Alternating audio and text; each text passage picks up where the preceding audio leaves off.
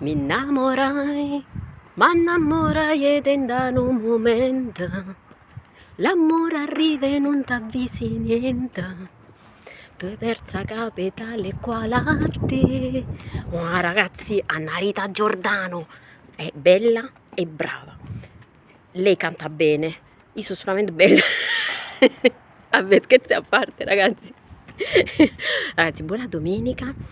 Oggi fa un poco freddo, però almeno c'è il sole. Ragazzi, annunciazione.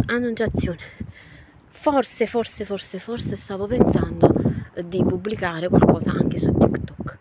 Ma lo sapete perché, ragazzi? A me TikTok non è che mi alletta tanto, diciamo, come piattaforma, ma non per qualche cosa, perché TikTok ha aiutato tante persone anche a crescere. E perché poi su TikTok cominciano a dire cattiverie, sinceramente che non voglio stare dietro a queste cose, anche perché onestamente a me me ne fotto proprio. Io il canale lo faccio perché mi diverto.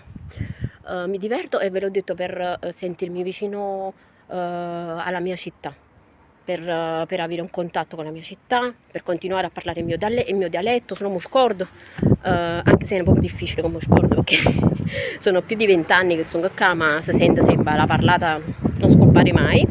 E niente, stavo pensando, voglio, perché qua io non riesco ad aumentare gli iscritti, voglio, è colpa vostra, perché non vi iscrivete.